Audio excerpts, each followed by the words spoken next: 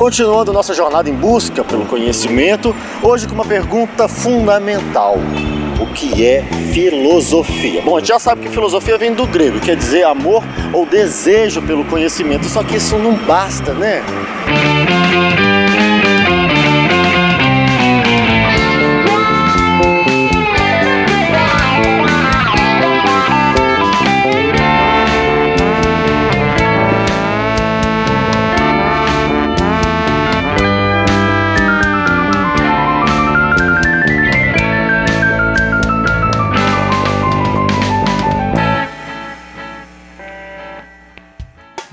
Vocês sabiam que a mãe de Sócrates era parteira? Pois é, parteira mesmo. E é por isso que o método dele de filosofar é chamado maiêutica, porque maiêutica significa parteira. O que ele fazia basicamente era dar à luz as ideias que estavam lá dentro da cabeça das pessoas. E é isso que eu vou tentar fazer hoje. Hoje eu tô aqui como um parteiro e vou tentar ajudar as pessoas a extrair as ideias que estão lá dentro da cabeça delas. Será que vai dar certo? Vamos tentar? Então simbora. Ô amigo! Ô amigo! Tudo bem? Você tem uma filosofia de vida? Viver. Por quê? Porque é bom demais, né? É difícil a gente ficar pensando nisso o tempo todo, né? Como é que é? Tá pensando nisso, vindo de cabeça, assim, qual é a filosofia de vida. Mas eu acho que todo mundo tem, né? Pergunta pra ela se ela tem uma filosofia de vida. Tem uma pessoa... Isso. Pergunta, você tem uma filosofia? Você tem uma filosofia de vida? O que ela vai falar? Tem. Tem? Qual que é? Todo mundo tem. Qual que é? Ser bom pros outros. Mi filosofía de vida, Sim. amar y hacer lo que quiero. Amar e fazer o que você quer. Por quê? ¿Por qué? Porque lo dijo San Agustín, que es el filósofo al que yo sigo y respeto mucho. Então o que é filosofia, já que você tem uma filosofia de daí vida? você já tá me complicando. Ó, mas é a minha função aqui é complicar as pessoas. O que é filosofia? Ah, filosofia é a gente descobrir a nossa existência. Por que a gente tá aqui, ué? É uma indagação sobre o mistério da existência. Por que é isso? Né? Por quê? É porque nós vivemos completamente no escuro, né? Nós não sabemos para onde nós vamos, o que nós somos, nada disso. Então é essa que estimula o pensamento filosófico. A base da filosofia é o pensamento, a base da filosofia é a ética moral, é o conceito, é o que você escolhe para viver. Você acha que o filósofo é uma espécie de gênio? Não. Por quê? Eu acho que o filósofo é uma pessoa comum. Porém, pensa. Você já conheceu algum filósofo? Não, só eu mesmo. Só você? Você acha que o filósofo, quando a gente fala na pessoa do filósofo, passa uma questão de uma pessoa desinteressante, chata, estranha, doida, louca? Não, eu acredito muito pelo contrário. O filósofo, ele tem uma ideia, normalmente ele quer implantar aquela ideia, quer que a humanidade viva aquilo e lança essa ideia no ar. Por que a gente tem que estudar a filosofia? Por que ela é uma área do conhecimento que a gente tem que estudar? Porque ela é a área que nos ensina de fato a pensar, né? Por que a gente tem que estudar filosofia? Pra quê? você, Não tem não. Não tem? A pessoa que tem necessidade de aprofundar sobre as coisas tem que estudar filosofia. E é uma visão geral da existência, né? Sempre inovadora. É um aprendizado, né? Isso faz parte da vida. A vida tem dois caminhos. Dois? Quais? É o estreito e o largo. A filosofia te leva a um aprofundamento de um conhecimento humano cristão, que está além do humano. Nós estamos aqui no mundo que é uma passagem. Agora que as escolas brasileiras estão oferecendo algumas escolas, né, cobrando como quadro curricular a filosofia e a sociologia. E eu acho que deveria ter sido feito isso há muito tempo, porque a base de todos os conhecimentos vem da filosofia. Você só sabe português, matemática, história, tudo se você souber filosofia. A filosofia é o berço do conhecimento, né? Você acha que as perguntas são mais importantes do que as respostas? Sim. Por quê? Sim, porque você vai buscando alternativas, né? Em cima das perguntas, você vai buscando formas de pensar. Porque la pregunta te abre la cabeza y te ayuda a pensar. La respuesta te dice algo y listo, y ahí quedamos. Por quê? Por quê? Porque a gente deve ser muito curioso, né? Por quê? Porque... Ai, Jesus! Por quê? Por quê? Por quê? Por quê? Eu que te pergunto, por quê? Não, a minha função é perguntar aqui. A minha função não é Eu acho que porque a gente tem que ser curioso mesmo, a gente tem que questionar pra gente descobrir, né? Professor, desde já vou te agradecer, que o senhor vai me ajudar a responder algumas perguntas que estão me tirando até o sono, professor. Eu vou tentar. Professor Sérgio, o que é filosofia e por que alguém tem que estudar filosofia? As questões filosóficas e a filosofia, de modo geral, é mais ou menos assim.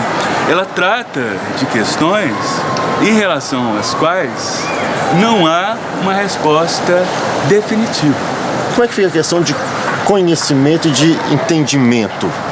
Qual dessas duas é a ferramenta do filósofo? A preocupação central da filosofia, ao longo da história da filosofia, tem sido com o que a gente chama de conhecimento proposicional. Conhecimento proposicional é quando eu digo, por exemplo, que eu sei que hoje é quinta-feira, não é? Eu posso dizer também que eu sei que 2 mais 2 é igual a 4. O entendimento seria um pouco diferente disso, não é? Eu não tenho entendimento proposicional, não é? Eu entendo, o que é que eu entendo? Eu posso entender um conceito, não é? Como átomo, molécula, democracia, liberdade, eu posso entender essas coisas. Eu tenho a impressão que a filosofia busca conhecimento, não é? Ela busca conhecimentos proposicionais, muito embora ela quase nunca consiga estabelecer esse tipo de conhecimento. E como que eu sei que se aquilo que eu penso que é verdade, é mesmo verdade? Há questões cujas respostas podem ser estabelecidas de maneira definitiva e outras não é? As questões científicas, por exemplo, as respostas para essas questões são estabelecidas de maneira definitiva, pelo menos até onde a gente sabe, não é? O que isso quer dizer? Que há na ciência certos métodos de prova, experimentação ou cálculo. No caso da filosofia, a gente não tem métodos de prova. A gente tem certos instrumentos que nos ajudam a construir argumentos a favor ou contra uma determinada posição. Os filósofos de hoje, eles usam ainda a mesma forma de filosofar de, por exemplo, Platão, Aristóteles? Sim e não, na minha resposta. O tipo de questão formulado por Platão e por Aristóteles ou pelos gregos de maneira geral eram questões como, por exemplo, questões de definição, não é? O que é justiça? Não é? O que é uma ação correta? O que é democracia? Não é? Qual é a forma de governo mais justo? Essas questões, elas ainda fazem parte do conjunto de questões que o filósofo procura responder. Então, aquilo que discutia Platão e Aristóteles são temas que hoje em dia a gente ainda discute. É diferente porque houve certos avanços no instrumental para fazer filosofia, não é? Hoje em dia a gente tem um conjunto de técnicas um pouco mais elaborado do que aqueles que os gregos antigos possuíam. A gente viu que algumas respostas, por exemplo, elas não funcionam, não é? E a gente inventa novas respostas para essas antigas questões. É exatamente isso até que eu estava na cabeça, porque tem algumas questões como a existência de Deus, o sentido da vida, justiça, arte, que já são discutidas lá de Platão, desde Platão, de Aristóteles, e até hoje ainda não foram respondidas. A filosofia não cansa de pensar sempre os mesmos assuntos? Quanto houver interesse nessas questões, e esse interesse me parece inato à natureza humana, não é? Eu acho que a filosofia não só não se cansa, como ela não se deve cansar. Professor, depois de tudo que a gente falou, e a felicidade com isso tudo? Eu diria o seguinte, a minha experiência pessoal me mostrou que eu tenho uma certa maneira de viver e que eu acredito que seja uma vida feliz, não é? Essa maneira de viver é a maneira de viver filosoficamente. Mas como que é a maneira de viver filosoficamente? É uma vida entregue aos estudos, a conversa boa, razoável, não é? Sobre temas bastante gerais, mas que são de importância profunda, não é? Para as pessoas de maneira geral. E eu me entrego a essas questões e eu acho que desse modo eu tenha alcançado a felicidade. Professor, muito obrigado. Prazer pelos foi meu. seus esclarecimentos.